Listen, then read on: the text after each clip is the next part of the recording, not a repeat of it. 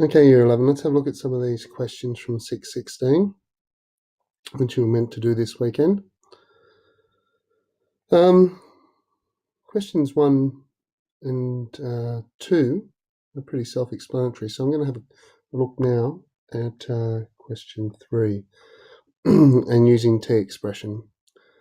So if we're going to do these, we need to make sure we remember how we get our t formula, and I did it in a previous one here. But if we let t equal tan theta on 2, which is our opening statement, which allows us to then write tan 2 theta, and hence write tan theta, and then we can get 2t on 1 minus t squared. Then via a process of putting our theta in a little right angled triangle and using Pythagoras, we can get the hypotenuse, and hence we can get an equation for sine theta and cos theta in terms of t, and this just helps us write sine theta, tan theta and cos theta in terms of a third variable, and then we can resubstitute that back in when we're solving some of these trigonometric equations. So let's practice some of the algebra here with this in question 3. I'm not going to do some of the earlier ones. I'm going to jump in at 3G. So let's have a go at 3G because it sort of leads us into exercise 617, which helps us solve an equation like this when it's equal to 0. So let's just manipulate this. So 3 cos theta plus 4 sine theta. Well, let's start by saying we'll let t equal tan theta on 2. And that's our opening statement. So now once we've said that, because of this work we've done earlier, we can write sine theta and cos theta in terms of t. So cos theta, if we look back, is 1 minus t squared on 1 plus t squared. So 3 times 1 minus t squared on 1 plus t squared. And sine theta is, if we have a look back, 2t on 1 plus t squared. Now remember, you get these on your formula sheet. Well, that's pretty cool because we've got a common denominator now, so we can just expand this and get 3 minus 3t squared plus 8t over 1 plus t squared. And that's it. That's where Margaret leaves it. And it's quite easy, really, especially when we have the common denominators. Let's have a look at another one, though. Let's have a look at h. So h. Well, h starts with, let's look very complicated here. So 1 plus sine theta plus cos theta over 1 plus sine theta minus cos theta.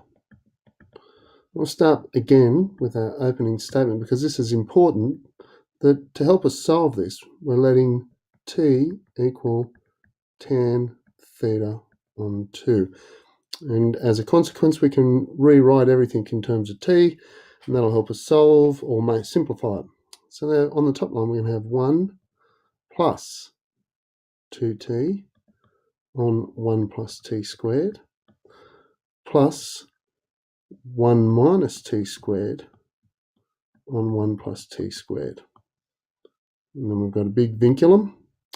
On the bottom, we've got 1 plus 2t on 1 plus t squared minus 1 minus t squared. I'm going to put that in parentheses because that negative sign is going to play a little bit of havoc with that if I'm not careful, on 1 plus t squared. Well, let's make a common denominator on the top of 1 plus t squared, so that 1 will turn into 1 plus t squared, plus my 2t, plus my, I was going to put a set of parentheses there, but I don't need it because it's plus 1 minus t squared. And that's all over that common denominator of 1 plus t squared. Now, please realise that 1, what I made that was 1 plus t squared on 1 plus t squared. And I'm going to do that again down the bottom.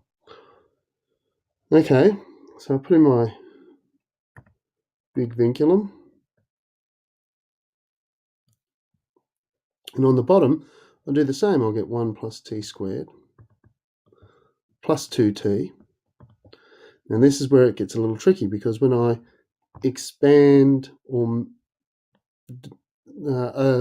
move this to the single fraction, that negative will become a positive. So let's just be aware of that. So I get the minus 1, but I get plus t squared all over 1 plus t squared.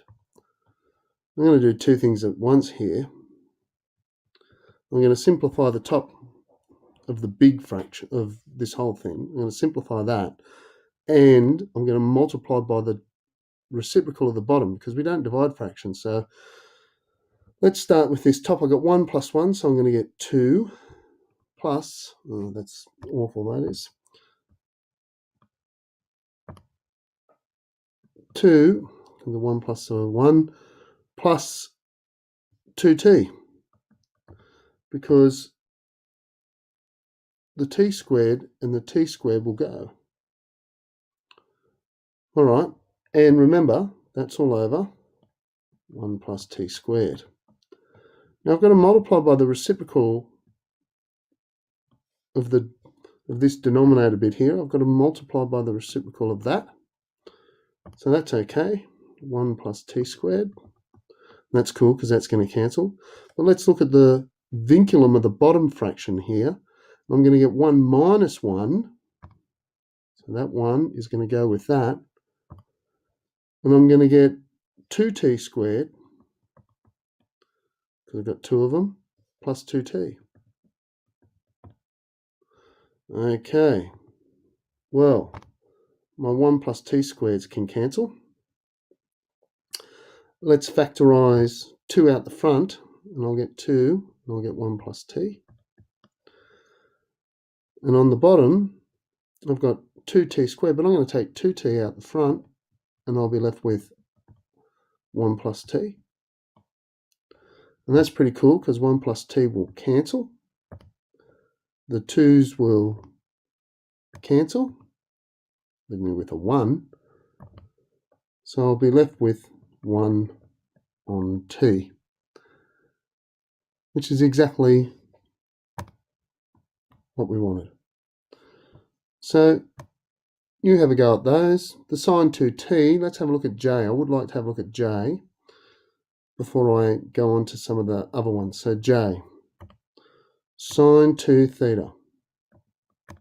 Because if I look ahead, and I'm looking at question 5, I'm going to have to do that. And question 5 is pretty complicated. So let's do sine 2 theta.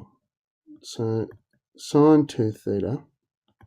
Again, we start our opening statement. Let t equal tan theta on 2. All right, well, now we know that sine 2 theta.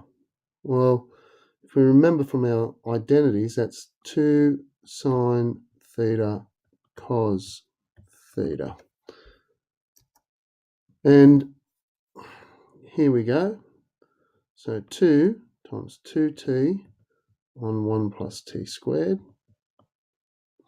And 1 minus, and I'm going to put that in brackets, 1 minus t squared on 1 plus t squared. All right, so this is going to look a little bit more difficult. So I'm going to get 4t. I'm going to leave that in brackets, 1 minus t squared. And on the bottom, I've got 1 plus t squared, all squared, because there's 2 of them. And that's where Margaret leaves it, and that's where we'll leave it for the time being. All right,